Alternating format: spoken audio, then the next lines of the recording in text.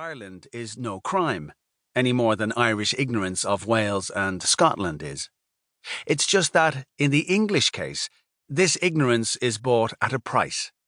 Ireland has a well-developed habit of making a nuisance of itself in British affairs. Your average Brit need not be alert to this.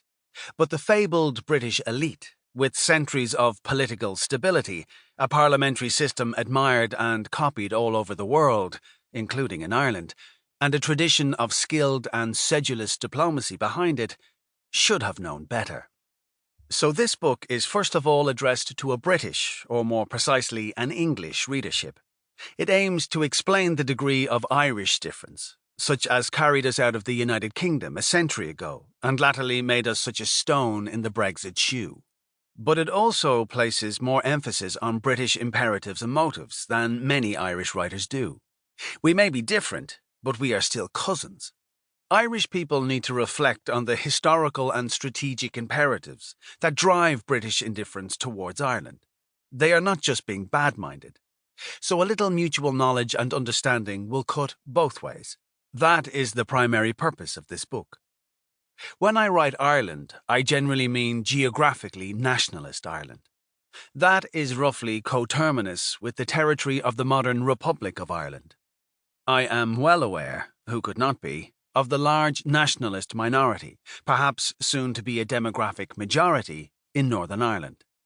There is already a monumental library of history and analysis available on Northern Ireland. I don't think that I have anything useful to add to it. My primary focus, therefore, is on that large chunk of the island, roughly 83% of its total land area, that has left the United Kingdom altogether. I started by asking myself, why are we the only part of the British Isles that has not made some sort of viable accommodation with the other parts? I realised that other accommodations, the Scottish one in particular, are strained and may not hold. But historically, the Scottish Union, even if it is now ailing, has been remarkably successful and durable. Why are we so different?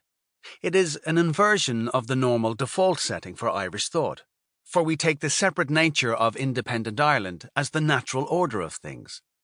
What if it's not, as appeared to be the case for centuries? By inverting the question, the route to an answer or two may take in some scenic byways.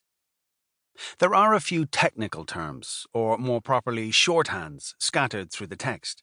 It is as well to explain them now. Old English, the descendants of the Normans who first arrived here in 1169. Their tribal difference from the Gaelic population, who had been in undisturbed possession of the land for more than a millennium, except for the relatively minor and recent Viking presence, was always acknowledged. But a degree of accommodation between the two tribes softened these boundaries in medieval times. What was far more important was that both Gaels and Hiberno-Normans remained Catholic at the time of the Reformation. So the Old English, as they came to be called, were persons of Hiberno-Norman descent, whose emotional ties to the distant English monarch were stronger than those of the Gaelic lords, but not so strong as to detach them from their confessional allegiance to the Pope. It was their Catholicism, not their tribal ethnicity, that was crucial. New English. A very different kind of beast. These were Elizabethan and Stuart adventurers and conquistadors, bent on a civilizing mission, and possessed of a ruthless hunger for land. They were the backbone of the Dublin Castle colonial administration from the mid-16th century onward. Their land holdings were principally in Leinster and Munster. They were ignorant of Ulster until after the defeat of Hugh O'Neill's Great Rebellion in 1603, and may be thought of separately from the Anglo-Scottish planters, who settled Ulster after the lands of the defeated Gaelic chieftains, O'Neill's allies, had been declared forfeit to the crown. The New English were solidly, indeed stridently, Protestant. They encompassed most tendencies in early Anglicanism, although inclining towards Puritanism. Unlike the Ulster settlers, they had no significant number of Presbyterians. Creoles.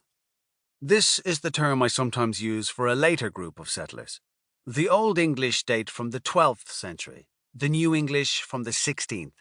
This group, a further influx of English, came to occupy